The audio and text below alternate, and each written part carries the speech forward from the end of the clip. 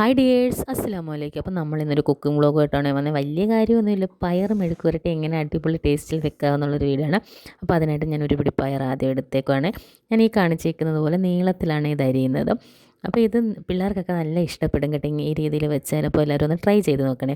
അപ്പോൾ നമ്മൾ ഈ പയറിനകത്ത് ഉപ്പും മഞ്ഞൾപ്പൊടി ഇട്ട് കുറച്ച് വെള്ളം ഒഴിച്ച് ആദ്യം ഒന്ന് വേവിച്ചെടുക്കുക കേട്ടോ. ഒരുപാട് അങ്ങ് വെന്ത് പോകണ്ട, ചുമ്മാ ജസ്റ്റ് ഒന്ന് വെന്താൽ മതി.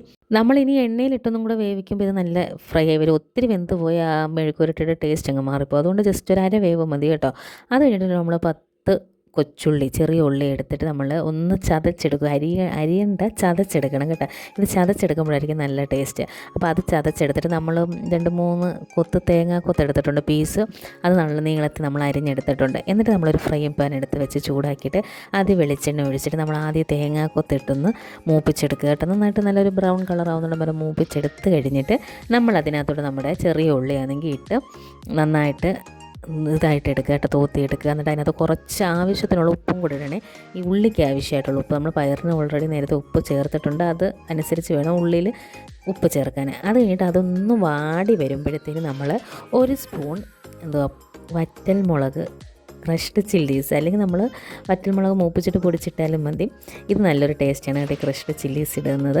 എന്നിട്ട് ഇത് രണ്ടും കൂടെ നന്നായിട്ടൊന്ന് മൂത്ത് വരുമ്പോഴത്തേന് നമ്മൾ വേവിച്ച് വെച്ചേക്കുന്ന പയറും കൂടെ അതിനകത്തോട്ടിട്ട് ചെറിയ തീയിലിട്ട് നന്നായിട്ട് ഇളക്കി എടുക്കുക. നല്ല സൂപ്പർ ടേസ്റ്റി ആയിട്ടുള്ള പയർ മെഴുക്കുവരട്ടി റെഡി ആയിട്ടുണ്ട്. നമ്മൾ കൊല്ലത്തൊക്കെ ഇതിന് മെഴുക്കുവരട്ടി എന്നാണ് പറയുന്നത്, ചിലയിടത്ത് പയർ ഉലർത്തിയതെന്നൊക്കെ പറയുന്നതായിട്ട് കേട്ടിട്ടുണ്ട്. നമ്മളിത് ഇളക്കി കൊടുക്കുമ്പോൾ വേണമെങ്കിൽ കുറച്ച് വെളിച്ചെണ്ണയും കൂടെ ഒഴിച്ച് കഴിഞ്ഞാൽ നല്ല ടേസ്റ്റ് ആവും, അല്ലെങ്കിൽ ആദ്യത്തെ ആ വെളിച്ചെണ്ണ തന്നെ മതിയാവും കേട്ടോ. നമ്മൾ ഈ ഫ്രൈ പാനിലാകുമ്പോൾ ഒത്തിരി എണ്ണയുടെ ആവശ്യവും ഇല്ല, നന്നായിട്ട് അടിക്കൊന്നും പിടിക്കത്തില്ല, നന്നായിട്ട് വരും കേട്ടോ. പിള്ളേർക്കൊക്കെ ഇത് ഭയങ്കരമായിട്ട് ഇഷ്ടപ്പെടും. അതിനകത്ത് തേങ്ങാക്കൊത്തൊക്കെ കടിച്ച് കഴിക്കാൻ നല്ല ടേസ്റ്റാണ്. പിന്നെ നമ്മുടെ പൊതിച്ചോറ്, ലഞ്ച് ബോക്സിനൊക്കെ വളരെ പെട്ടെന്ന് ഒരു 5 മിനിറ്റ് പോലും വേണ്ട ഇത് ഉണ്ടാക്കാനായിട്ട്. നമ്മൾ ഈ പയർ അരിയുന്നതും ഉള്ളി പൊളിക്കുന്ന ഒരു പാടേ ഉള്ളൂ, ബാക്കിയെല്ലാം വളരെ പെട്ടെന്നാണ് കേട്ടോ. നേരത്തെ ഇതൊക്കെ ആക്കി വെച്ച് കഴിഞ്ഞാൽ രാവിലെ നമുക്ക് പെട്ടെന്ന് ഇതാക്കാം കേട്ടോ. പിന്നെ നമ്മൾ കുറച്ച് കറിവേപ്പിലയും കൂടി ഇടുന്നുണ്ട്, അതിൻ്റെ ടേസ്റ്റിന് വേണ്ടി നല്ലതാണ് കറിവേപ്പില ഇട്ടാൽ കേട്ടോ. അപ്പോൾ കറിവേപ്പില ഏത് സാധനങ്ങൾ കിട്ടാനും നല്ല ടേസ്റ്റാണല്ലോ.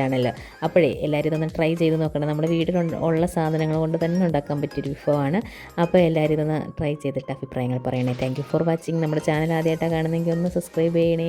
സബ്സ്ക്രൈബ് ചെയ്യുമ്പോൾ അടുത്തുള്ള ബെല്ലൈക്കണം കൂടെ ഒന്ന് അമർത്തിയേക്കണേ, എന്നാലേ ഇനിയുള്ള വീഡിയോക്കൊക്കെ നിങ്ങൾക്ക് നോട്ടിഫിക്കേഷൻ വരത്തുള്ളൂ കേട്ടോ. അപ്പം മറക്കണ്ട, എല്ലാവരും ഇതൊന്ന് ട്രൈ ചെയ്തിട്ട് അഭിപ്രായങ്ങൾ പറയണേ. Thank you for watching.